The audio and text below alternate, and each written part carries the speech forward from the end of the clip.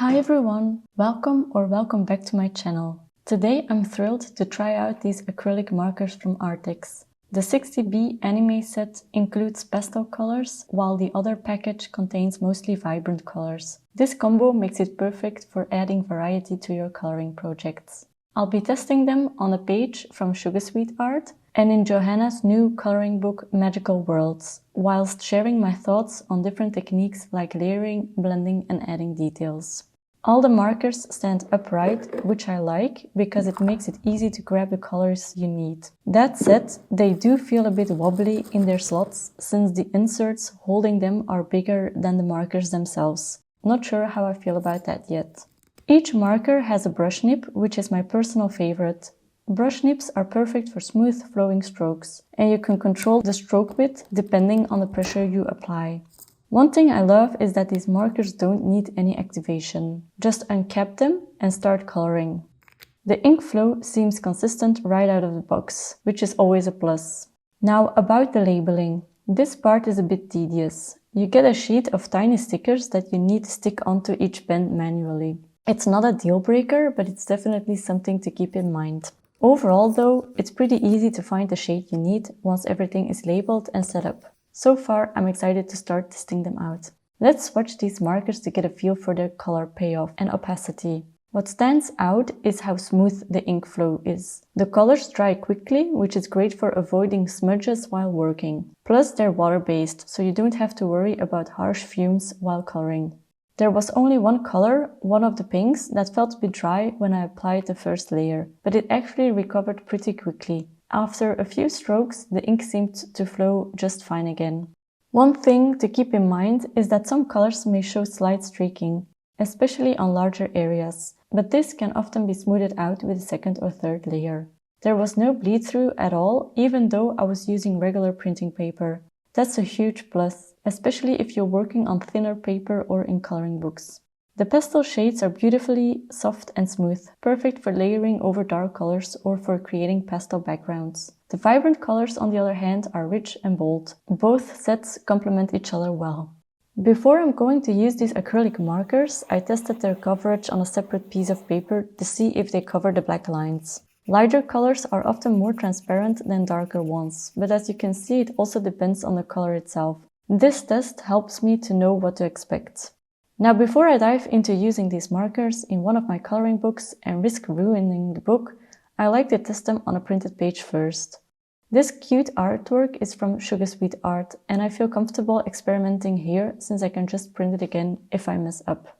So I'm currently coloring this little bunny, and this is my first time ever using acrylic markers. I've worked with alcohol markers and other pens before, but this is all new to me.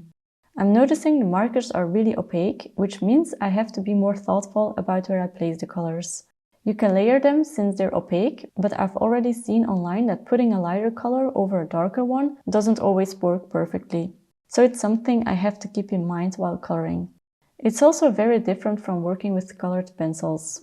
Right now, I've started by giving the bunny a base layer of gray, and then I'll use a darker marker to add shadows later.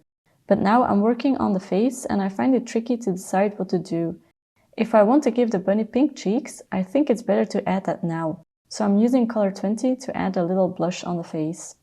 At first glance, I can already see some streaks where I lay down the gray, and it definitely dries with that streaky look. So that's just the style you need to embrace if you use these. I have to admit I'm struggling a bit with it. If you know me, you know I love layering pencils endlessly to get everything as smooth as possible with tons of blending. So right now I'm having a bit of an internal panic, like, oh no, do I even like how this looks? But I'm enjoying the process. And you don't have to use these markers for full coloring. They're great for backgrounds, highlights, or even adding intensity to parts of your piece. You could use them for dots, patterns, or white highlights on top of pencils. They're such a versatile product. I did notice, however, that adding a second layer helps with the streakiness. This is very different than, for example, with alcohol markers, where adding a second layer deepens the color. So with these acrylic pens, you need a darker marker for shading, not a second layer with the same color. Luckily, there is a darker shade of gray included in the set, so I can add shadows with the gray 90 pen over the gray 70. With that dark gray marker, I'm also creating the bunny's fur by doing flicks, those short, bold lines to add texture. I'm not trying to blend it smoothly, the idea is to keep the lines a bit more defined. It works well for the drawing since the line art is already quite bold. I'm adding highlights to the bunny's head, ears, and the hand that's closest to the light source with my yellow marker. The light source is the yellow circle I drew between the two bunnies, and that's why these highlights are yellow. It's the light reflecting off their faces. The rest of the highlights I'm doing in white because those areas are further away from the light, so they won't have that yellow glow. I don't know what this swirl shape is behind the bunny, but that's what I'm coloring next. Instead of coloring it in solid blocks, I'm trying to blend the colors a bit more. To do that, I'm keeping the markers open in my hand so I can switch between them quickly, because they dry super fast. I'm aiming for more of a painterly effect, using short strokes and letting the colors mix together. For this, I'm using beige, light pink, light blue, and light purple. Then with a dark purple marker, I go over the black lines to soften them and make them feel less harsh, while still keeping some definition and depth so the swirl doesn't completely blend into the background. After that, I do a similar effect with a different color combo. Yellow, light green, medium green, dark green, and purple as a contrasting color to the greens. Again, it's that painterly effect I'm going for. And finally, I add some abstract shapes in the background using light beige and pink. Just some fluid organic forms to test things out. This whole piece has really been an experiment for me, to play with different techniques before moving on to my main idea, which is to color in Johanna Basford's Magical Worlds book. Alright, so now I'm going to take what I tested on the other page and reuse that idea I liked most here. One of those is the flower I colored with the bunnies. I really liked how that turned out. I also realized I prefer sticking to pastel tones, so I'm going with that for this little illustration. For the first flower, I'm using pink, beige, orange, and a dark purple for the shadows.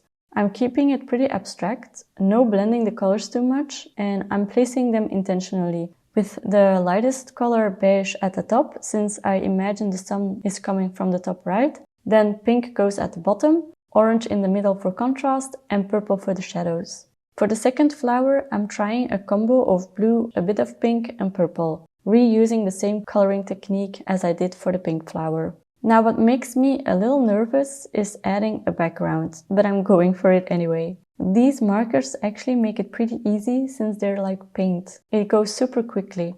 I'm drawing a fluid shape with rounded edges, something abstract, and I'm using a light purple for this. I'll add a second layer because, as I've noticed before with the bunnies, one layer tends to look streaky, but when you add a second or even a third layer, it gets much better. Funny enough, I find that the streaks show up more on camera than in real life. I don't know why, but in person it's not as noticeable.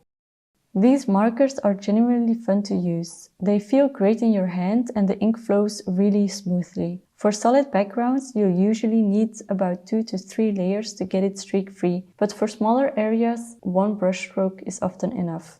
Blending is harder, at least for me, than with colored pencils. Personally, that took me a bit of time to get used to, especially since I'm someone who usually strives for ultra-smooth blends. The effect is very different from colored pencils. It's more like painting, similar to working with gouache. You can blend a bit, but it won't be the seamless gradient you get with pencils. Instead, it's more blotchy, though that's not necessarily a bad thing. Since this was my first time using acrylic markers, I'm sure I'll get better at it with practice. What I really enjoyed was experimenting with a different style from my usual one. The pastel shades and the vibrant colors in the sets are beautiful, and there's such a joy to work with.